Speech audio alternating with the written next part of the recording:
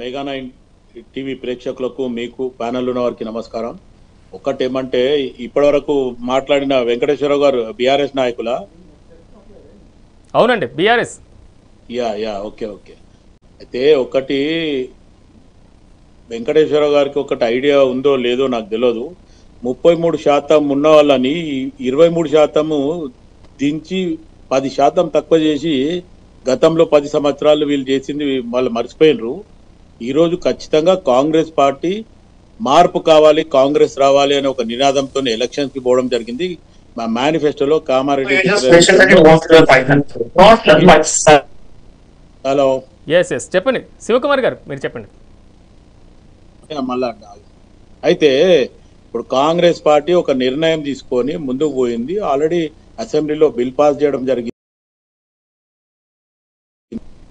High court ఒక నిర్ణయం తీసుకొని లోకల్ బాడీస్ ఇప్పటి లోపల చేయాలనేది దాన్ని ఉద్దేశంలో పెట్టుకొని కాంగ్రెస్ పార్టీ ఆర్డినెన్స్ పాస్ చేసి ఆర్డినెన్స్ కూడా గవర్నర్కి పంపిస్తే గవర్నర్ రాష్ట్రపతికి పంపించిండు. అక్కడ పెండింగ్ లో ఉంది. ఇప్పుడు బీజేపీ ఒకసారి ఒక నిర్ణయం తీసుకుంటే ఖచ్చితంగా జరుగుతుంది. బీజేపీ ఆల్రెడీ ఆపోజిషన్ పార్టీ కాబట్టి ఖచ్చితంగా కాంగ్రెస్ చెప్పింది వినదు. కానీ ఈరోజు అఖిల పక్షాన్ని పిలిచి మాట్లాడితే ఈ బీఆర్ఎస్ వాళ్ళకి ఒక్క ఎంపీ కూడా లేడు. అది వాళ్ళు మర్చిపోతున్నారు. ఆల్రెడీ అఖిలపక్షం పిలిచినప్పుడు వాళ్ళు రారన్నారు. ఏదైతే రాతపూర్వకంగా ఇస్తే కూడా ఇటు మన దగ్గర ఉన్న 8 ఎంపీలలో ఎవరైతే బీజేపీ ఎంపీలు దాంట్లో 2 మంత్రులు ఉన్నారు. వాళ్ళు జనరల్ గా పార్టీకి ఏదైతే బీజేపీ ఆదేశాల మేరకు వాళ్ళు మేము రామన్న రకంగానే వాళ్ళు ఉన్నారు. సరే, ఇది పెండింగ్ ఉంది. కాంగ్రెస్ పార్టీ ఒక నిర్ణయం తీసుకుంది. ఆల్రెడీ అఖిలపక్షం పిలిచినా రాలేదు కాబట్టి కాంగ్రెస్ పార్టీ నిర్ణయం తీసుకుని 5వ తారీఖు 6వ తారీఖు 7వ తారీఖున ఒక నిర్ణయం తీసుకొని ఒక 20 days 15 days జంతర్ మంతర్ దగ్గర జరుగుతున్న ధర్నా గురించి ఆల్రెడీ చెప్పింది. నిన్న మటుకు కాంగ్రెస్ పార్టీ ఏదైతే పార్లమెంట్ లో మొత్తానికి స్తంభింపజేయడం జరిగింది, వాయిదా తీర్మానం చేయమని చెప్పి.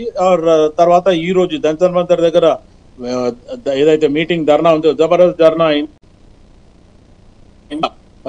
ఢిల్లీలో బీసీ కులగణన గురించి 42% గురించి అనేది ఈరోజు ఢిల్లీలో ఉన్న పార్లమెంటేరియన్లకు అందరికీ కూడా అర్థమయ్యేలాగా కాంగ్రెస్ పార్టీ నిర్వహించింది. దాంట్లో బీసీ సంఘాలు కూడా పాల్గొనడం జరిగింది. సో రేపు మళ్ళీ అక్కడే ఉండి రాష్ట్రపతి గారిని కలిసి ఆమెకు కూడా వినతి పత్రం ఇచ్చి మీ దగ్గర ఏదైతే ఆర్డినెన్స్ పెండింగ్ ఉంది అది కూడా క్లియర్ చేయని చెప్పి పార్టీ పరంగా ఏ రకంగా చేయాలో అది చేయనీకే కాంగ్రెస్ పార్టీ చిత్తశుద్ధితో చేస్తుంది.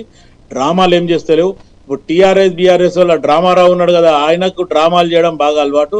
ఆయన డ్రామాలు చేస్తాడు. ఇప్పుడు గతంలో కేసీఆర్ 10 సంవత్సరాలు ఉన్నాడు, కనీసం పోర్ట్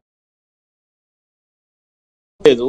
ఆయన ఈ రోజు మేము పంపించినాము, లేకపోతే మేము బిల్ పాస్ చేసినాము, ఆల్రెడీ ఏది ఎస్సీ వర్గీకరణ కానీ లేదు అనుకుంటే మందకృష్ణ మాదిగ గారిని కానీ లేకపోతే బీసీ నాయకుని తీసుకొని మేము పోయినాము అని చెప్తున్నారు. ఇవన్నీ మీరు 10 సంవత్సరాల కింద 3 సంవత్సరాలు నరేంద్ర మోదీ గారితో మంచి లోపాయొప్పందకారాలు ఉండే, ఇటు గల్లీలో తిట్టిండ్రు, ఢిల్లీలో పోయి కాళ్ళు మొక్కిండ్రు, అదంతా జరిగిన పద్ధతి.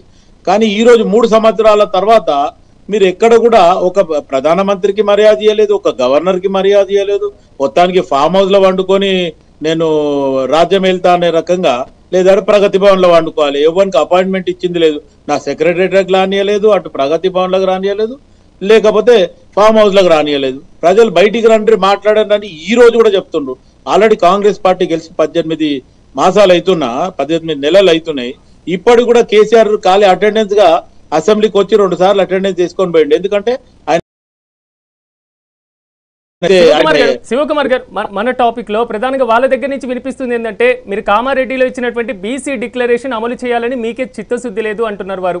సరే, ఆ విషయాన్ని దాంతో పాటుగా మీరు జంతర్ మంతర్ దగ్గర చేసినటువంటి ఎంతవరకు సత్ఫలితాలు ఇస్తాయంటారు? న్యాయపరంగా దీనికి పూర్తి స్థాయిలో అడ్డంకులు ఉన్నాయనేటువంటి వాదన కూడా వస్తున్న నేపథ్యంలో సిరాజ్ గారు, కాంగ్రెస్ పార్టీ ప్రయత్నం కాంగ్రెస్ పార్టీ చేస్తుంది. చూడండి, కొన్ని జాగాలలో ఎట్లుంటదంటే, ఇప్పుడు మా వెంకటరెడ్డి గారు ఉండరు, ఆయన మాట్లాడే దాంట్లో సమంజసంగా ఉంటే నేను చెప్పింది ఆయన వింటాడు, ఆయన చెప్పింది నేను వింటా.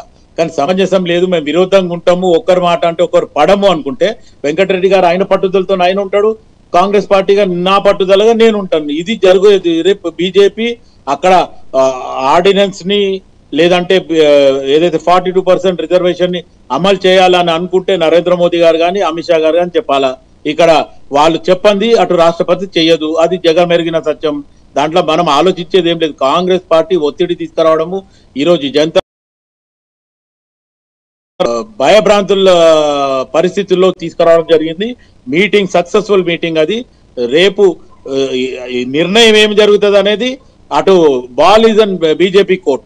ఇక అది బీజేపీ ఏం నిర్ణయం తీసుకున్నా పర్లేదు, కానీ కాంగ్రెస్ పార్టీ పరంగా మేము 42% రేపు రాబోయే లోకల్ బాడీస్ లో కానీ లేకపోతే ఉద్యోగాలలో ఏదైతే చదువులో కానీ ఖచ్చితంగా 42% బీసీకి ఇస్తామని చెప్పినాం. ఖచ్చితంగా మేము అమలు చేస్తాం. పల్నాటి